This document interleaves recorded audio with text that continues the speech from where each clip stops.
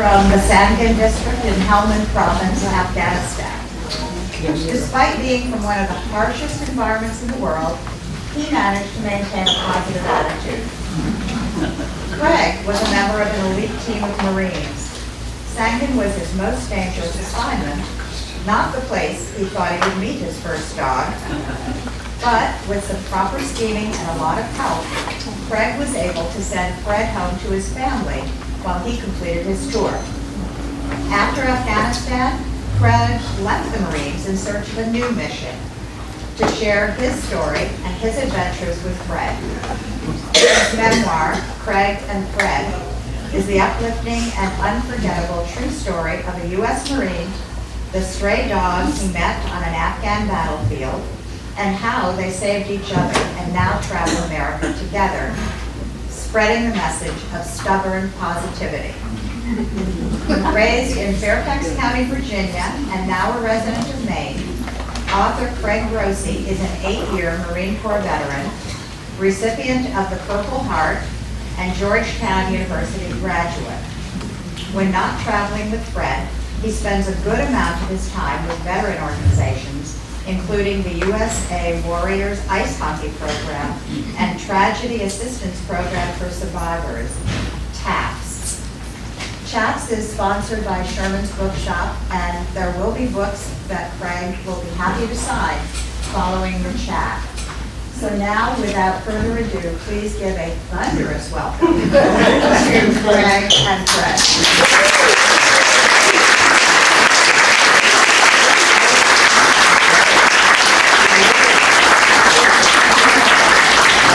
He loves the applause. He like lit up.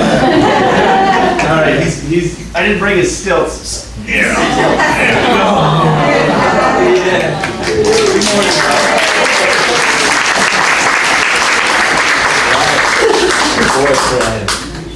He only had one cup of chai tea today, so he's still a little groggy. But this is amazing. I've been telling this story for years, and it never gets old, and it's always humbling to see so many people come, on a weekday morning, the first rainy day we've had all summer. Sorry, I feel responsible. It means so much to me for you guys to show your support for this little funny guy in our story, and I don't take a moment of it for granted. So thank you for coming. It says a lot about this great state that we live in now. I'm officially a Maine resident, and we both are, me and Nora, and and I think one of the big reasons that we love it here so much is how we all kind of look after each other, and how it's a sincere sense of community. There's lots of places that pay a lot of lip service to each other, but in Maine, if somebody says something, they're gonna back it up, and that's rare, unfortunately. So you guys are all evidence of that here on this rainy Thursday. So that was in Prince Edward Island. I'm a closet, no longer a closet, and a Green Gables fan. That was one of the first things when Nora and I first started dating. I let it slip that I think I made a reference or something to Anne of Green Gables, and she was like, "I love Anne of Green Gables." I was like, yeah, you were a little girl. It makes a little less sense for me, but so we went up to Prince Edward Island a couple summers ago with Fred, and it was really fun. Yeah. So we keep this going. If you see a picture that you have a question about or anything, I'm gonna tell the story and just kind of talk for a little while, and then I always try to leave as much time and room as I can for questions, because that's always my favorite part. And so, they're quite the pair. That's in Parris Island. The yellow footprints, anybody that's been to Parris Island or anybody that's been in the Marine Corps knows the yellow footprints are the beginning of the end for your fun. Originally, I'm from Northern Virginia, the suburbs of DC. My dad worked for the government for over 30 years with the National Transportation Safety Board.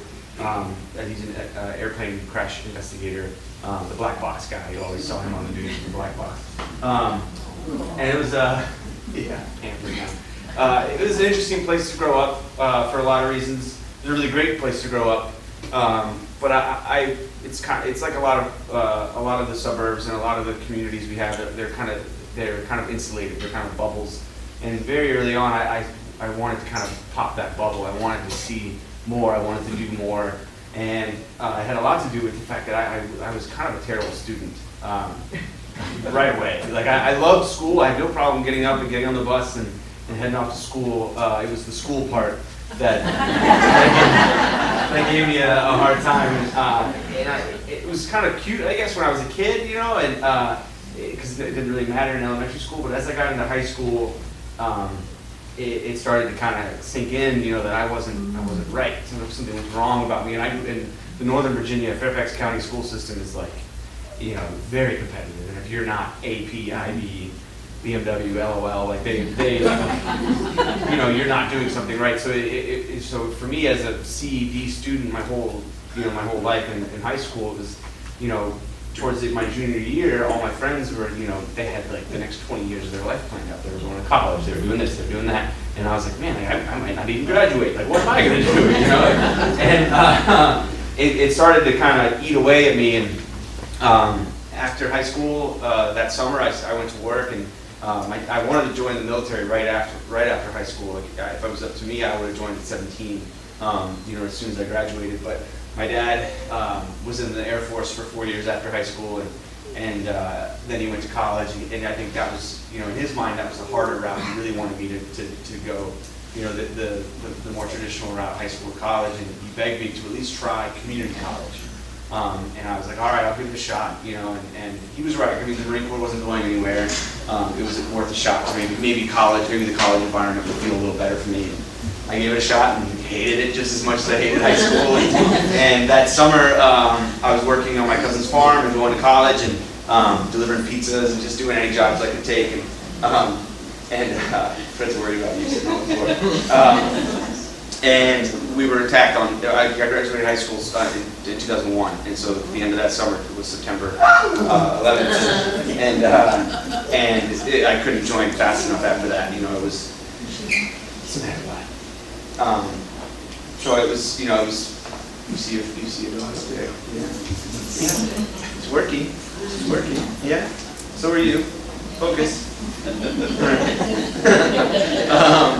So yeah, I like a lot of our veterans from my generation after 9/11. That was it. That was the last straw I had to get involved, and I joined the Marines. And there was no again sticking with the theme of popping the bubble and kind of making my family uncomfortable, which has kind of been my MO my whole life. I picked the Marine Corps because there were no Marines in our family.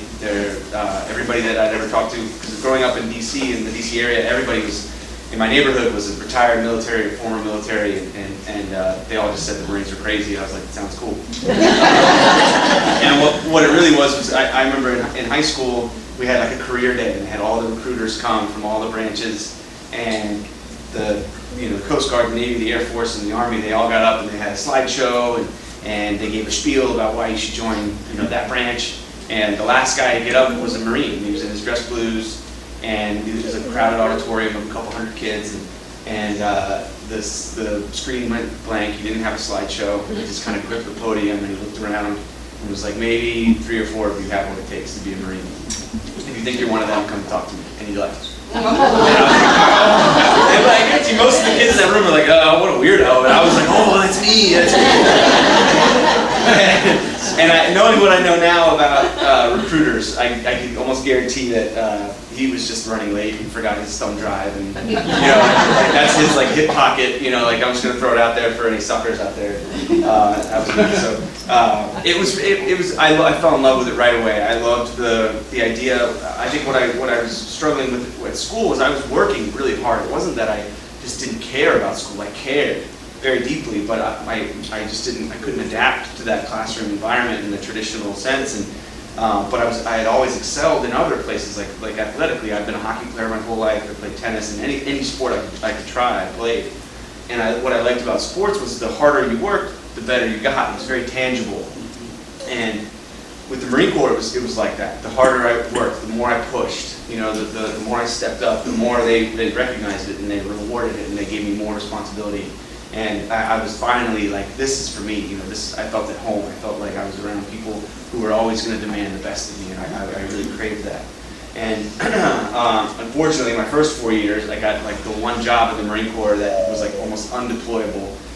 So everybody I knew was going off to Iraq and Afghanistan. You know, the closest I could get to the battlefield was a deployment to Guantanamo Bay. And I worked as a prison guard in Guantanamo Bay for about a year. Yeah, which was, I could write a whole other book about that. They probably wouldn't let me, but it was a unique experience, and at the time I was really frustrated. I really felt like I had done all this work and I finally found my place in an organization, but then now I'm babysitting essentially, you know, and it was like, man, I'm not being used to my full potential. So at least I knew one thing. I knew I loved being a Marine. So I did my 4 years. I committed to that job. I did as much as I could in that field, and then I transitioned into a different field. I found the world of human intelligence, which is a hilarious thing called a job, but it's essentially kind of what I was good at naturally as a kid. You know, I was really good at making friends. I was that kid that had a friend group that was pretty big, you know, and in military intelligence and specifically in the Marine Corps, they wanted the Marines that could kind of think outside the box and could kind of cross those barriers. And just to even be screened for the position, you had to have done 4 years already and signed up for another 4. Because they didn't want to just take young people right out of boot camp. They wanted people that had been in the Marine Corps for a little while and developed themselves as a Marine and as a person. And the training was rigorous. It was like 4.5 months course, I think, down in Virginia Beach, and we started with 30 and we only graduated 15. And there were tests every week, which scared the heck out of me, but I was finally in love with the material, so I was doing pretty good on the tests, and I graduated that school, and I got selected very quickly for a deployment to Afghanistan, and summer of 2010, I was on my way to Afghanistan, and it was I was stationed in California, and my first time in Maine was on my flight from March Air Force Base in California to Bangor. And I'll never forget it. I was coming off the plane, and they had just come out with the iPad, and I had an iPad, and I was like, I gotta charge my iPad, I gotta blah blah blah. Let me look at the lobster roll and whatever. And I come off the plane, and there's all these people, and my plans immediately changed, and I was like, oh, who are these people? It was the middle of the night, you know. There's kids in pajamas running around, and I just hung out with all these Mainers, you know, and talked to them, and lots of veterans from World War II and Vietnam and Korea. And it was just a beautiful thing, and it really showed me a lot. I think, looking back on it, you know, because I had spent the last 2 years training in the art, call it art, I guess, but in the weaponization, really, of communication. That's kind of what my job was in human intelligence, was to take conversations and human kind of nature and kind of use it to my advantage to gain information that would keep me and my fellow Marines safe, right? And so I had really studied a lot of body language, you know, a lot of different inflections in people's voices, and then here I am spending my last couple hours before going to Afghanistan with like the purest, most nicest people who didn't have any kind of message that I needed to kind of decode in their eyebrow twitching or or whatever. It was really refreshing and a nice reminder that the things that I had been training for weren't normal, and that it was going to be something that I would eventually have to kind of let go of. But it was just I'll never forget those faces and those people in that time. And we headed off to Afghanistan, and I was there for about 2 weeks, and I got selected to go out with recon. And recon Marines they're the Marine Corps version of the special forces, like the SEALs and the Green Berets and all those people. You don't hear as much about them because that's the way the Marine Corps wants it. The Marine Corps doesn't really like anybody feeling like they're too special, and so if any specific job or specific unit starts to get too much attention, they kind of beat it back down. And you're all Marines, like you're all the same.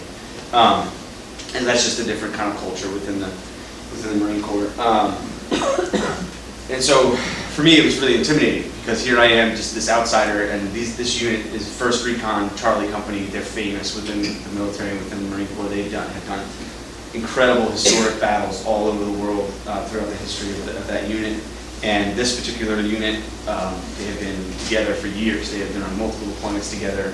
And I'm coming in, you know, cold in the middle of their deployment. They had already been there for 3 to 4 months, and I'm coming in, you know, just this intel nerd. I was like, that's all they're going to see me as. And so I tried to really just show, if nothing else, that I could contribute something to their mission that they couldn't provide for themselves, and that just meant going on every patrol. So every time they stepped off, I was coming with them, and I talked to every village that we came in contact with, and they wanted to talk to us.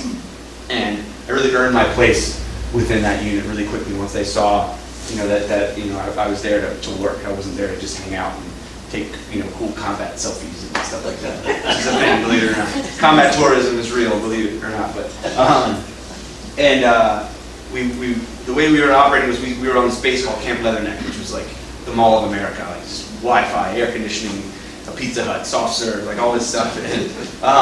And we would spend about 2 weeks there while we planned and prepped for a mission. Then we go out in the field, and they would typically send recon to the tough spots. Anywhere that there was a traditional unit trying to make, or maybe a team of engineers trying to clear a road or clear a village of mines, they would send recon kind of to the outskirts and try to intercept and kind of distract the Taliban and just essentially just, you know, take fire away from the units that were doing the civil work, trying to build up infrastructure and build schools and provide security. Fred's heard all this before. He's going to take it out.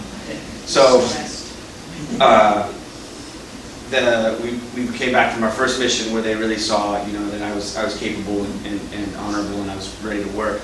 And we took a 2-week break, and we started getting briefed on what was next. And it was the first time that I'd heard of this place called Sangin. And we had a couple British Marines, the Royal Commandos, they're tough as nails, and some of them had been there before. They were attached to us, and when they heard we were going to Sangin next, they requested to leave. Because they had been there a couple of years before, and the British Marines had lost so many Marines that the British public actually demanded that they be taken out. So they were removed, and the Taliban just came back in and took over everything. And at the time when we were starting to get briefed up on heading there was a unit, 3rd Battalion, 5th Marines, an infantry unit in the district center, which is like a bazaar and a bunch of businesses and kind of a government building. And they were trying to take that area back, and they were losing Marines at the rate of 7 to 10 a week. And that was kill in action. Their wounded numbers were far greater. It was to the point where before they stepped off on a patrol, those guys were actually applying tourniquets to themselves just to have them ready onto their legs. Just that way, because it was going to be, if an IED went off, you're going to have to provide aid for yourself. And so, that's the kind of stuff we're hearing about Sangin. And I'm looking around the room, and this is the first time I'm seeing all these combat-hardened recon Marines kind of like, oh man, like they're getting ready for the worst. It's the first time I saw any of them kind of nervous. And on top of it all, there was no base. There was no one waiting for us. We were going to have to insert out of helicopters and create our own safe place overnight. And so we got ready, and we went on the back of the helicopters, and it's like a couple-hour flight out, and we insert in the middle of the night. And we identified a compound that was abandoned, and it was up on this. If you look at Sangin from satellite view, it's interesting because it's on the east, it's all desert. And then there's this little road that runs north to south called the 611. It's a highway, it's just a dirt road, but it's what passes through the highway there. And everything to the west of that is, I got it opposite, but whatever. It's green.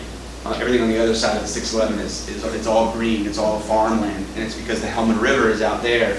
And in the 50s, USAID actually dug canals off the Helmand River to help the Afghan farmers, and so they had this really rich, fertile soil, and it was great for the farmers, but unfortunately it was really great for the Taliban in terms of cover and maneuvering, and so we had watched via unmanned or unarmed satellite, just kind of reconnaissance drones, for a couple days, and the Taliban were just walking around with their guns out, just brazen, and that's how comfortable they felt there.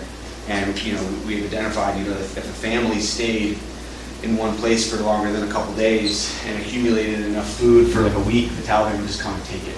And so the people were moving around constantly.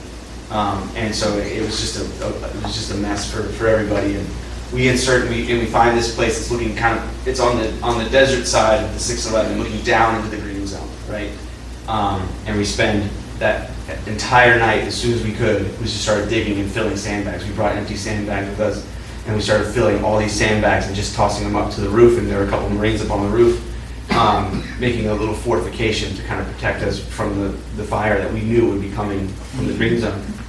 And that first morning, as the sun starts coming up, we start filling sandbags and we grab our guns. And there's only 2 rooftop positions that were actually safe enough so you can only probably get like 2 or 3 guys on each one. And then there's a couple of holes, it's kind of a gruesome name, we call them murder holes. We dug these holes in the mud walls and we kind of look through down into the green zone. So we're all like kind of anticipating, this attack. And we're looking down and it's kind of, the mist is rising off the canal and the canals and through the trees, and we see all this movement and we're like, here we go. And they get a little closer and we're like, wait a minute, it's not the Taliban, it's villagers, it's people. And as they get closer, they start crossing the 611, and they're pushing their elderly in wheelbarrows, and they have, they're everything they have strapped to their donkeys, and they're just in pillowcases over their backs. And me and a couple other guys put our stuff down, and we ran out and started helping them up this hill. And I had my interpreter, and I just wanted to, ask them what are they doing? Why are they fleeing? Why are they fleeing? And we just kept hearing the same thing: Taliban, Taliban, Talib. And I was like, oh man, like these are the lucky people. They got out, because they were close enough to us, and they just wanted to be as close to our compound as they could. And they started occupying all these other compounds kind of near ours. And so we kind of, once they got settled, the flow of refugees kind of stopped. We knew it was gonna, they were gonna come, and they opened up on us that first morning with everything they had. It was RPGs and mortars and big caliber machine guns, and all we had was an unarmed drone again, kind of monitoring our position. And they're not supposed to have any kind of inflection in their voice, those people that operate those things, but I could hear the panic when they're like, we lost count at 170, and they're like, you have at least 200 fighters 270 degrees around you. And they weren't just like typical MO for them was to attack and then flee, but they were attacking, repositioning, attacking again. That's how many numbers they had. And the best we could do was have eight recon Marines returning fire safely, because that was the way the compound was laid out. And I was just daily demonstrations of just bravery that I'll never forget from those guys. And the reason I spend so much time on Sangin and on the conditions when I tell this story is because I want everybody to really understand as best you can what it was like for us as trained Marines. We had signed up, like it or not, we had signed up for that stuff. And it was still very challenging for all of us. And then think about what it would be like if you were an Afghani caught in the middle of that, and just think about the state that you might be in. And then think about what it would be like if you were a dog. If you were this little, handsome, funny dog, in the middle of all that, like what would you expect from a dog in that? And in between, volleys of fire, I'd be cleaning my gun and getting a little water, and I just saw this little dog kind of bebopping around like he had a sash that said mayor on, and he was just like trotting around the place like he owned it, and I was like instantly like, what? Because we saw a lot of dogs, and most of them came out at night. We call them bear dogs or hoochie dogs, and they're monsters. They're huge, really beautiful, but you didn't want to get anywhere near them. And they roamed around in packs, and there were hyenas running around over there too. And it's just a crazy thing. When the sun went down, like you heard all kind of crazy stuff going on, and that's what you would expect was these creatures, right? These really harsh dogs that don't really resemble anything that we understand a dog to be in our country and the way we treat them as pets and stuff. And so it just made Fred all the more astonishing, and after about a week, the Taliban kind of got the message, and they backed off a little bit, and they started to just lay mines around our position, and that was fine with us. We were going to be able to anticipate that, but they realized we weren't worth picking on. Their losses were too great, and so I took that time to take out I had a little tough book computer, and I started to get caught up in my reports because I was firing information back on all these new tactics we were seeing and all this new information we were getting from being on the ground. And I see over the top of my laptop screen, I see this little tail kind of periscope across it, and I'm like, I put the screen down and and there he is again, and I'm like, all right, like, what is this guy, and I had put my computer down and I was like, I gotta check him out, I have to, and I started walking towards him, and what you should know about me is that up until this point, I'd never had a dog. I always wanted one, but I had an older sister, and she wanted cats, and so that's what we had. And I always throw her right under the bus, and I'm not afraid to do it. But I loved our cats. Nothing against cats. Cats are fantastic, but I always had a little hole in my heart that only the dog could fill. And I intentionally made friends with kids in elementary school that had dogs, and I begged and I kept getting that same line. From my dad and from my mom, mostly my dad. I think it's standard dad procedure, if you get a dog, I'm going to end up walking it. I'm going to end up taking care of it. I was looking for Nora. Where's Nora? And so I was like, okay, I'll show him. I'll show him I can handle it. So I bought a leash with my own money. And, all right, go find her. Go find her. If you can't see Nora, he gets a little upset. Ruby, you want to come out here? And trade dogs? Come here. Come here, Ruby. Come here. Yeah. You don't ever get in front of the sun. Ruby. Yeah. This is Ruby. Yeah, you stumbled right into it.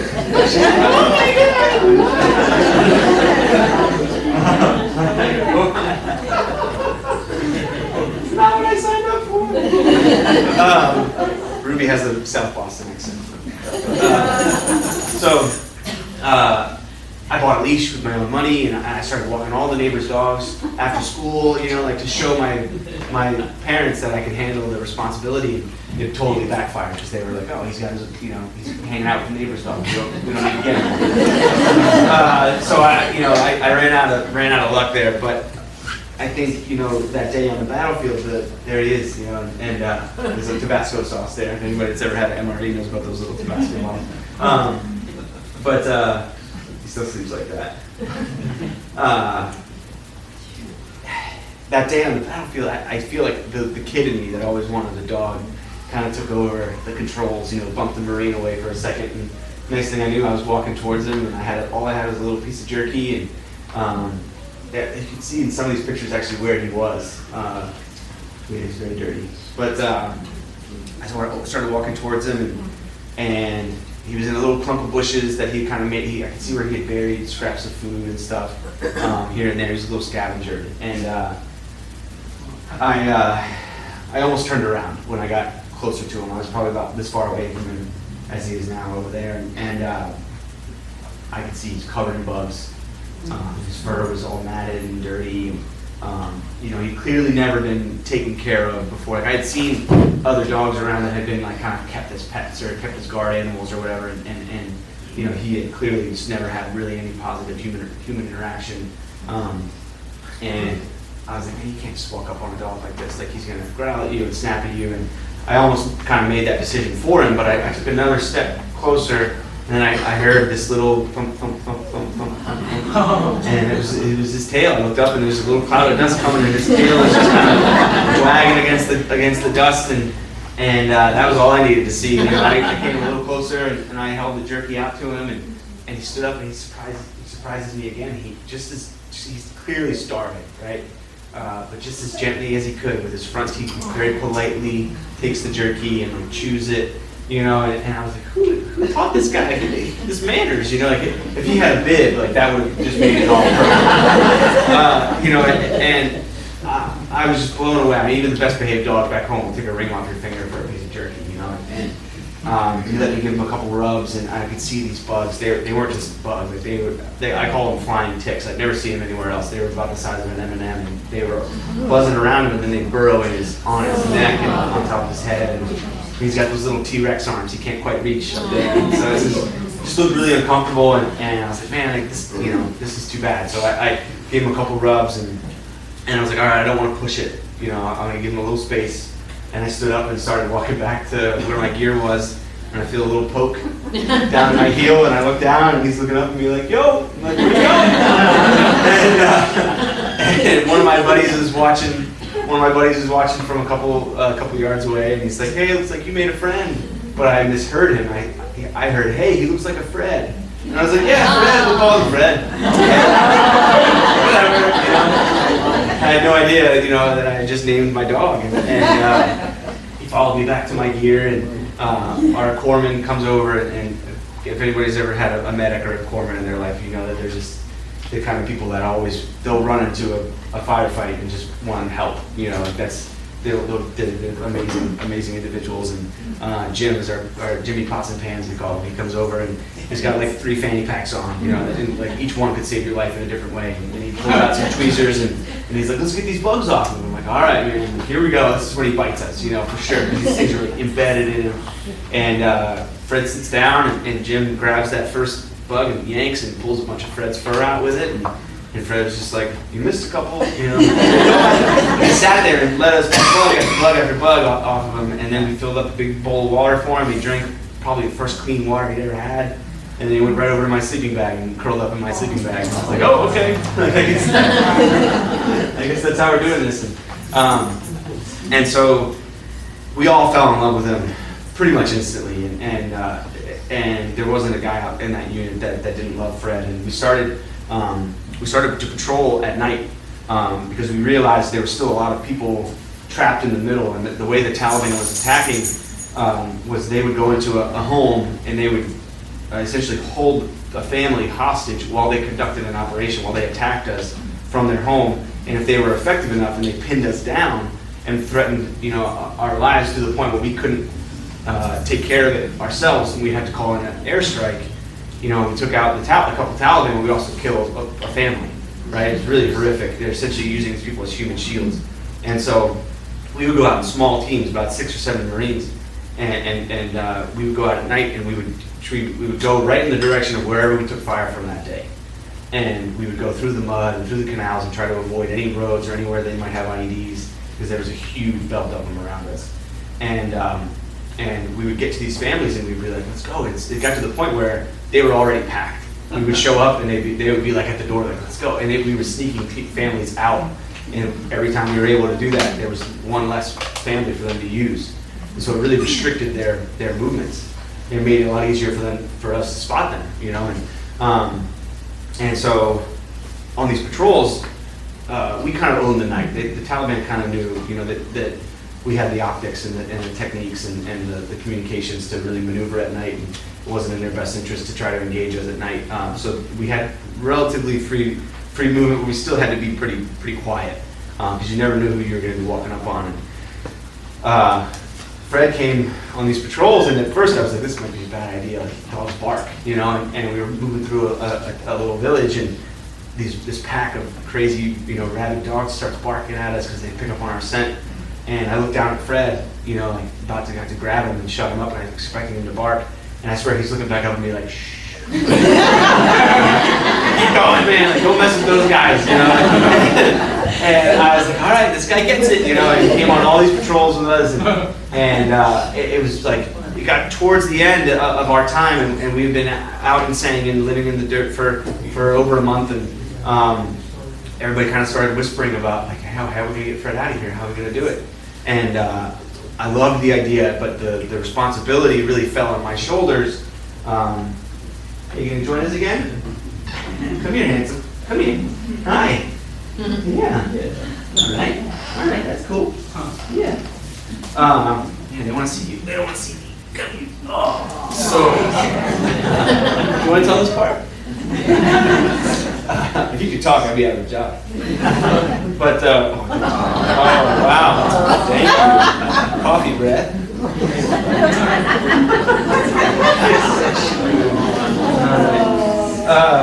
This is your favorite part. So, you know, it's a great idea, right? I love the idea, but the consequences are insane. If I get caught, he's getting put down, and I get yelled at, which I was used to. But yeah, I'd already gotten in trouble for a mustache of all things. But and where are you going, bud? Come on, back it up. He's slowly going to try to work his way up. Come here. And you know, everybody had a different idea. You know, like we could drug him and knock him out, and you know, we could just maybe like masquerade him as a working dog. And I'm like, dude, like they're gonna know we didn't leave with a working dog. You know? And also, he doesn't really look like, you know, a German Shepherd or a Malinois or whatever. And so ultimately, I left it up to him, and I had a little conversation with him over some peanut butter cookies, and I said, you know, okay, buddy, like if you want to do this, you know, you gotta show me something. You gotta show me one more sign, you know. And if you're not scared off by the rotors and the noise and the dust and the chaos of an extraction, you know, and you try to follow me, then I'll be ready. I'll do my part, you know, and I'll have a duffel bag in my pocket, and I'll just stuff you in it, and we'll go from there. And to be honest, I was a part of me that hoped he didn't, because it was really terrifying, and I didn't want to essentially kill him by trying to save him. It felt a little selfish, to be honest. But I knew, you know, if it came down to it, that I would do whatever it took. And so, does anybody have a book? I either read this part or I tell it. I don't know that. You guys want me to read it? Yeah. Okay. Has everybody read the book already? Some of you have. Somebody have. Okay. So, spoiler alert: he makes it back. We got it.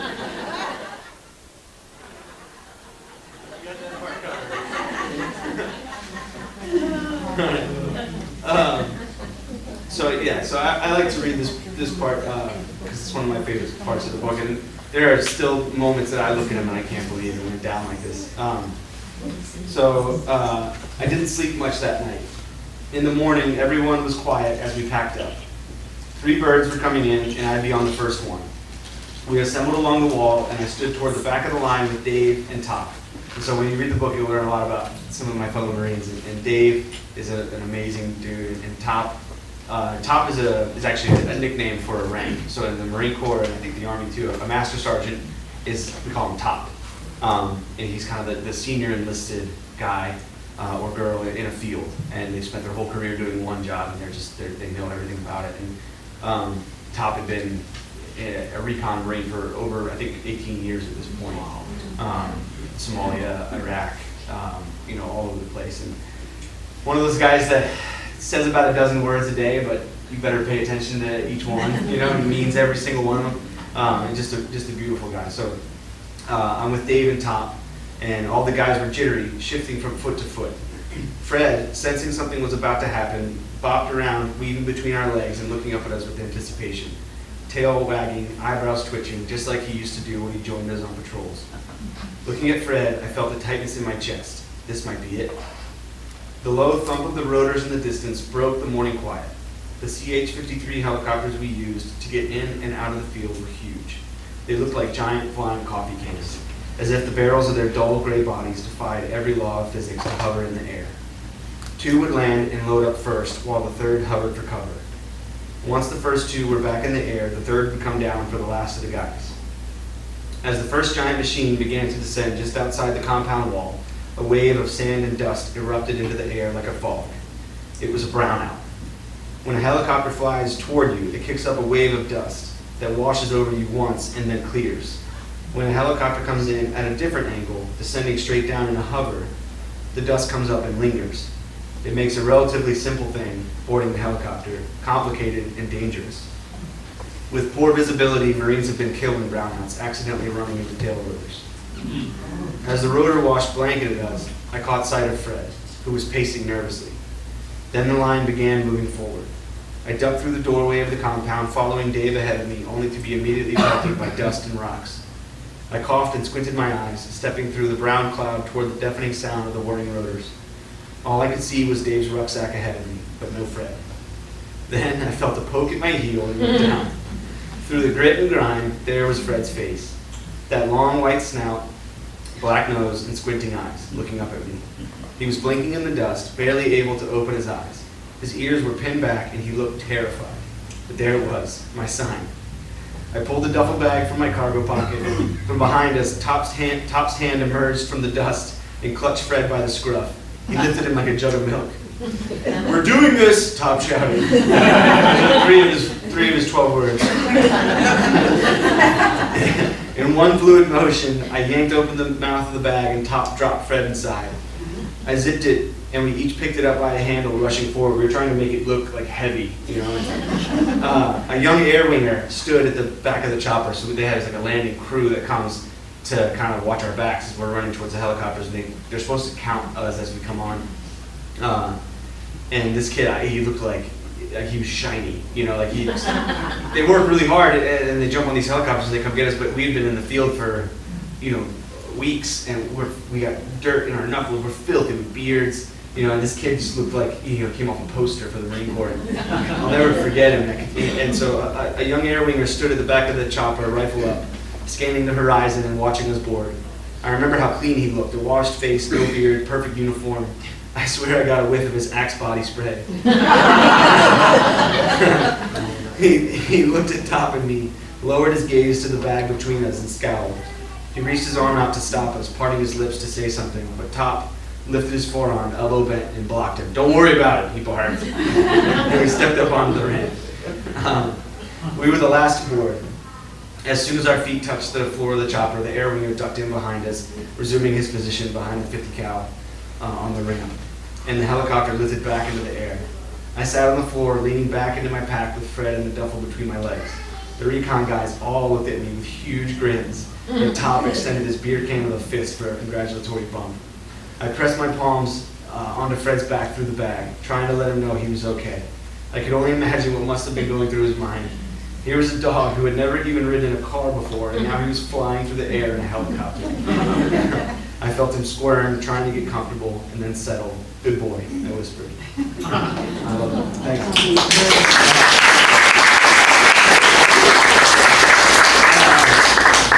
So I can see that clear as a bell right now, and I'll never forget all these tough Marines, you know, with all of our gear and guns, and all I see is teeth, you know, like they're all just smiling so big because they know I got Fred, you know, and I was really, really happy, but it was like the peak of like, you know, joy and just also pure terror, because like I was taking him from a place that was dangerous, yeah, for me, but you know, arguably safer for him, and to a place that was safer for me, but way more dangerous for him. And I had no plan, like very little plan. And we got off, we landed at Camp Brother Neck, and there was like a little welcoming crew there from some of the support staff, and they had coolers of Gatorade and cold. We hadn't had a cold drink in weeks, and I had to run right past everybody because I had a dog and a duffel bag. And two of my buddies came in a pickup, and we just rolled in the back of it. And I was like, "Go!" And the rest of his journey, you know, is really incredible. Like the helicopter extract and all that stuff is really fantastic. But to me, the really beautiful part of our story is how people from all walks of life, from all over the world, really stepped up for Fred, and in recognition of his spirit and who he is, and as an entity on this planet, right? And it was everybody from, you know, Africa to the Philippines, Taiwan, the UK, you know, and it was a lie, cheat, steal, forgiveness rather than permission kind of operation, and right in my sweet spot, you know, and it's to me, you know, the more I tell the story, the more I, through the writing process, reflecting on my life and leading up to Fred, and those, the more I kind of go back to those first moments, and when I walked up to him and he wagged his tail when he had no reason to. And I've coined it into this little philosophy that's gotten me through a lot, and I call it stubborn positivity. Because it's the only thing I can think, because he's very stubborn and he's very positive.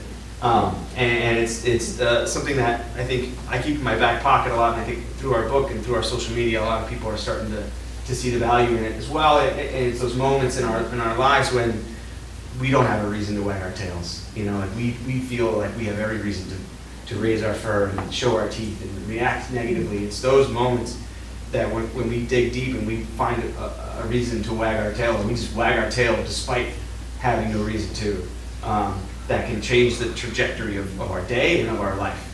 You know, and because he's an example of that.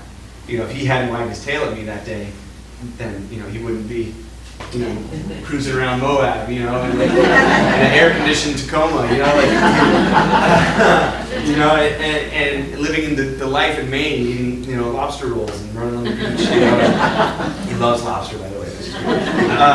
So, you know, as a veteran and as a person, I think, you know, I've learned, and I'm still learning so much from Fred and the way he's kind of sees the world, and you know, I try to take a page out of his story, out of his life, and apply it to myself. And that really came in handy when I got out, because when I got home, I got out within a couple months, and I moved back to DC. I moved into Washington DC and started working for the government. And before I knew it, you know, it was like less than 6 months out of being home. I had a suit and tie on, sitting at a cubicle and working for the Defense Intelligence Agency.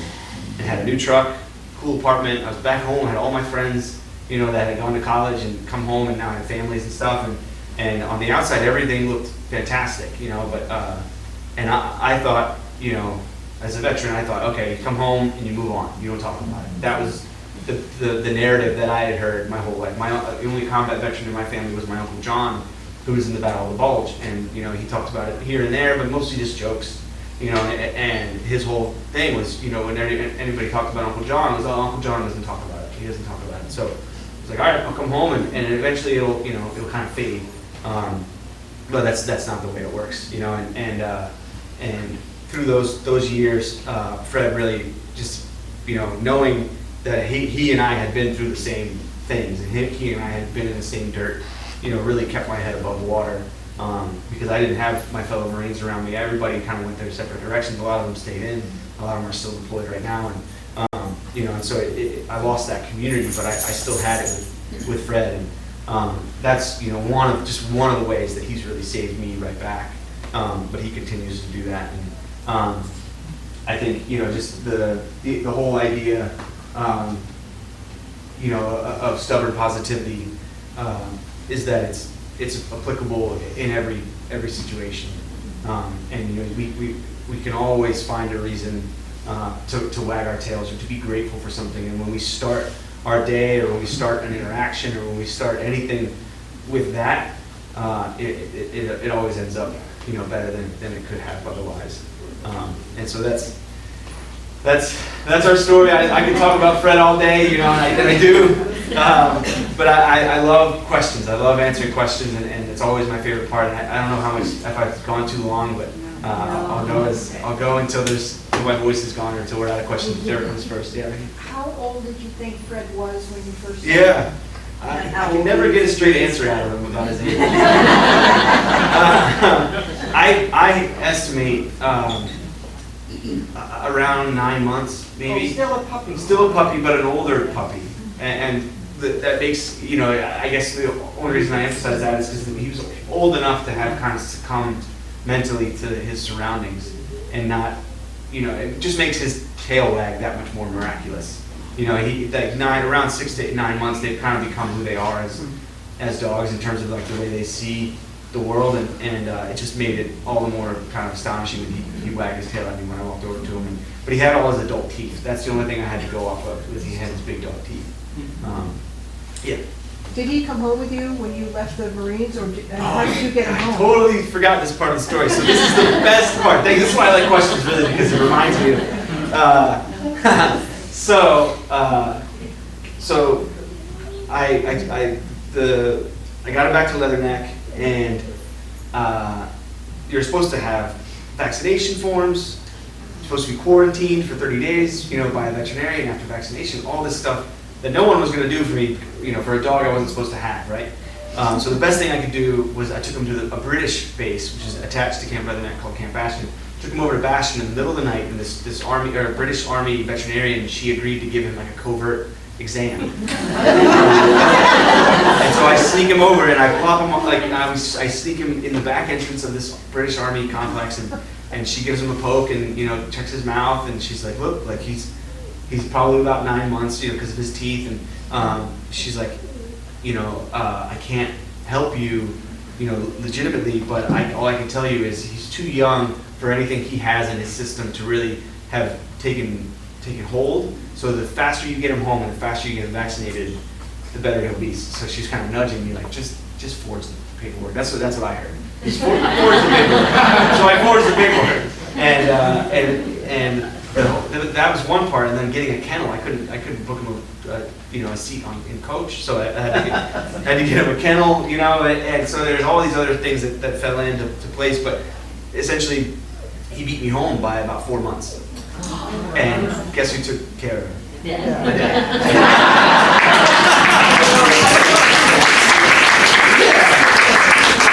Dads are always right. He wasn't wrong. You know, none of us could have imagined it. He hears applause. He's like, "Oh, time to go." So yeah, it's you know, and when him and my dad had a really tight bond, and he walked Fred around. And Fred was home just before Thanksgiving in 2010.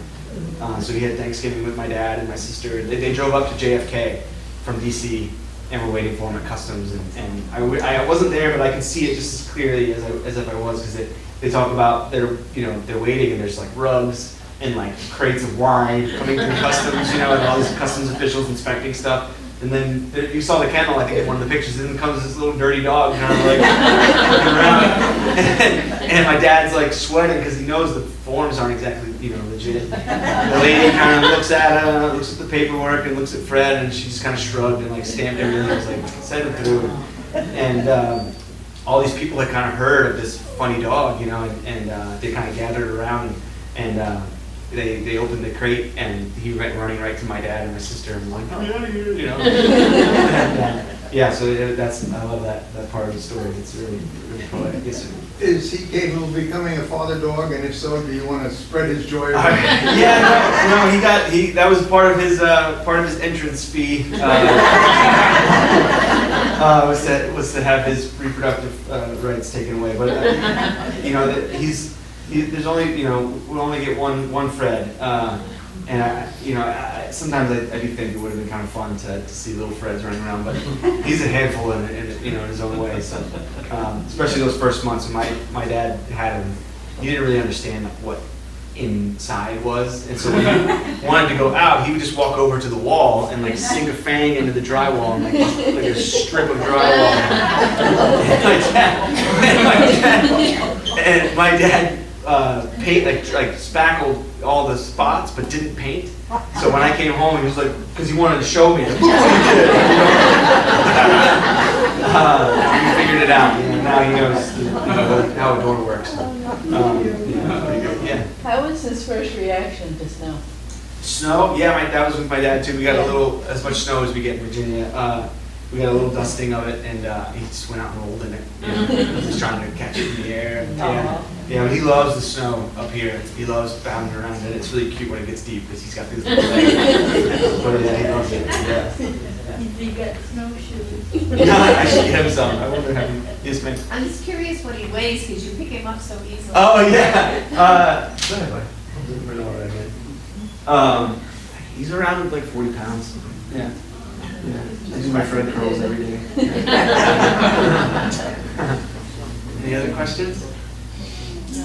We got a couple. Yeah, go ahead. What breed is he? So I don't. He's a Fred.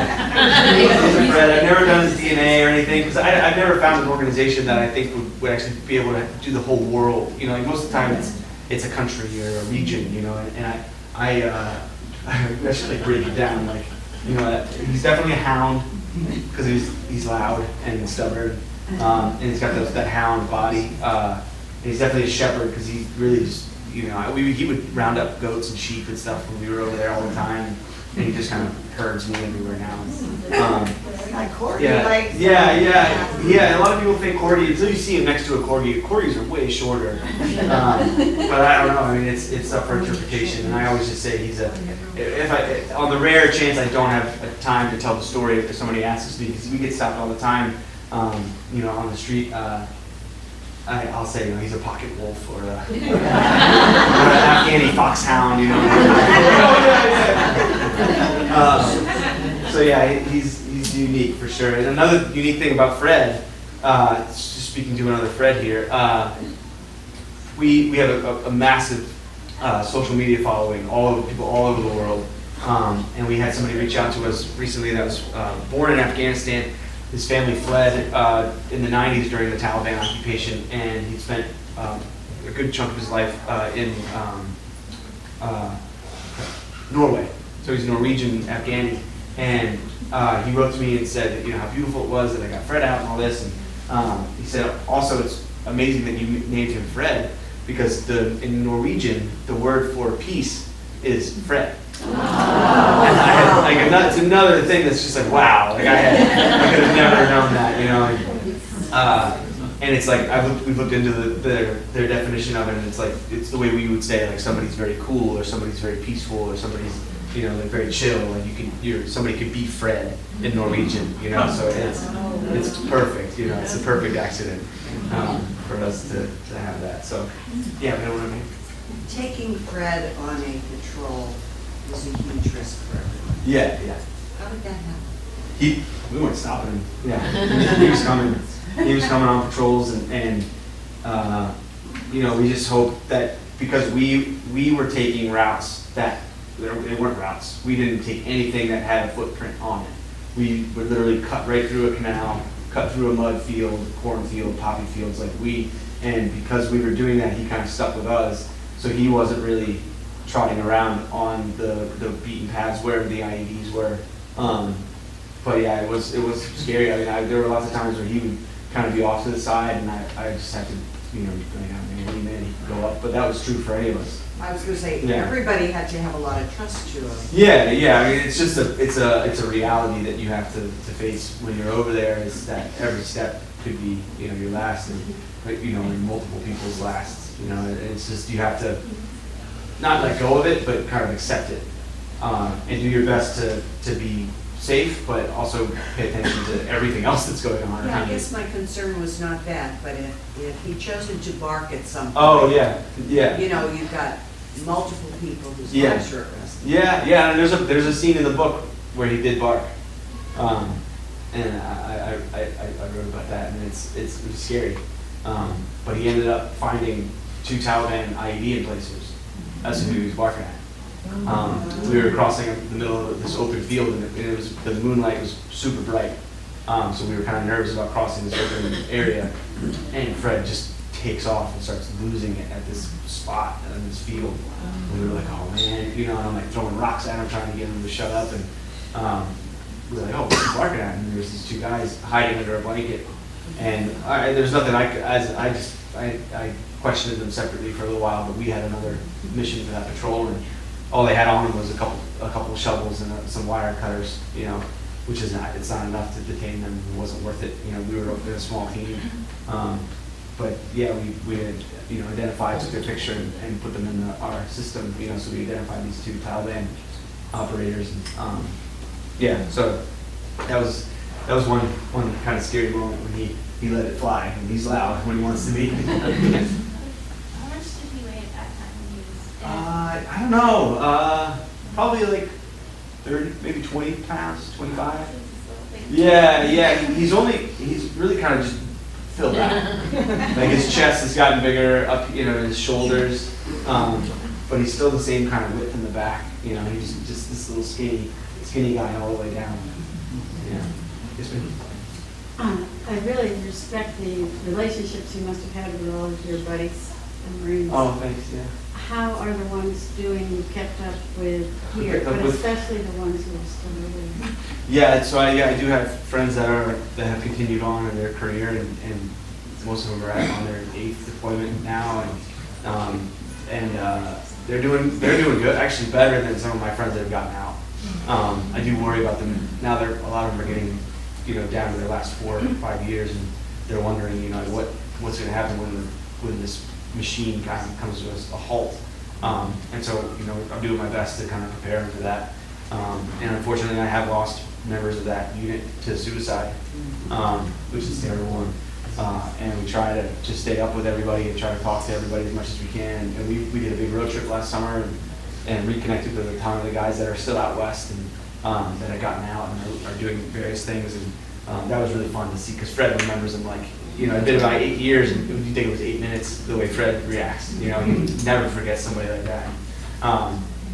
And there's actually pictures of them in here. It's I don't know if one of them pops up. I'll show you. But yeah, so a lot of them are doing really, really well. But the transition. It's like any transition you make in life. There's struggles and there's challenges, and the best thing that we can do for each other and with veterans in our own communities is to just let them know that they're not going through it alone. And that you don't have to understand. You just have to listen. You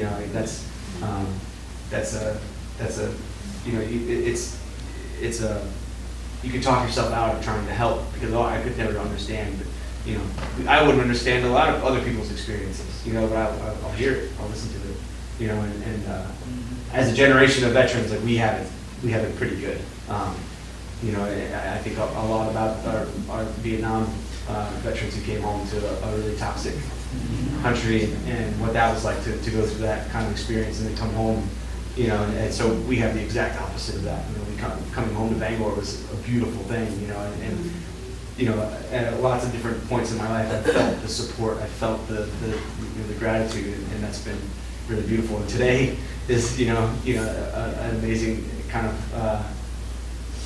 demonstration of that, and so thank you guys for showing that to me and to all of us.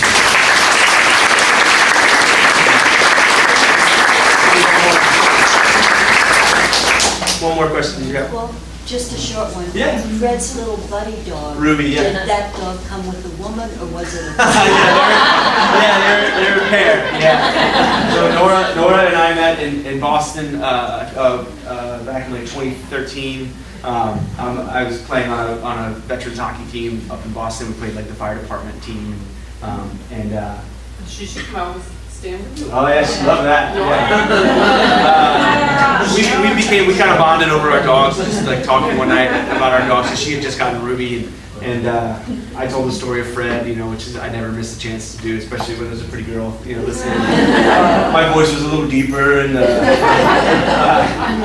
everything was a little scarier. But no, we kind of bonded over our dogs, and it wasn't until a couple years later that we decided to get together, and it's been we have kind of beyond the book, we have our kind of a whole business around this story.